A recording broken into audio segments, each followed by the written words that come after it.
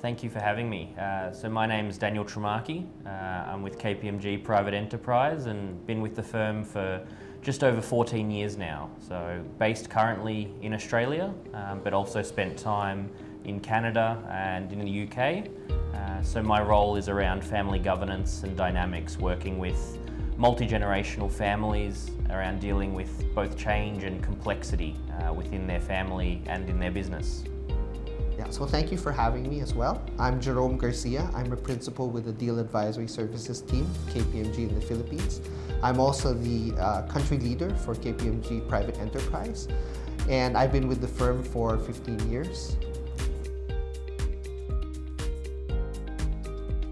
For me, private enterprise within KPMG has been the core element of family business and private client work for over 100 years in many countries. And so I was lucky enough when I joined the firm to join our family business practice. Originally from a tax perspective, so I spent a lot of time working with families around their corporate and personal tax.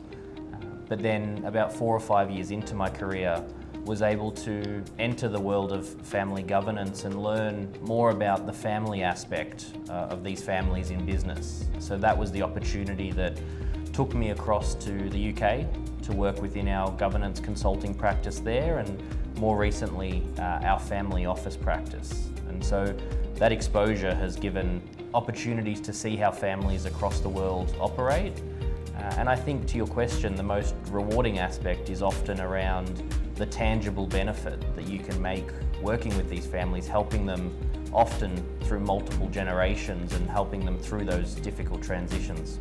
For the Philippine market, primarily we service family businesses. Almost within the Philippine context, most of the companies that you see operating in the Philippines have a deep foundation with a family unit. And so we almost always deal with these kind of companies, whether that be on a client side or whether they would, for example, be a target in a merger or an acquisition.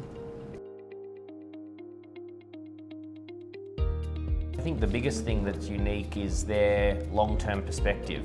Families are in these businesses for centuries, not just for quarters or profit years. So that long-term outlook, and often that patient capital where they're looking to invest for the long term, is a key element. I think the other is probably their sense of purpose. We've heard a lot about purpose over the past, especially during the pandemic and other areas where having a core reason for being and having a core reason for being in business was critical. And families for centuries have really found ways to articulate both the financial reasons that they're in business, but there's many non-financial reasons. Their sense of community, their support of their employees, their desire to provide jobs for future generations. There's a lot of non-financial benefits and reasons why these families continue to be in business together.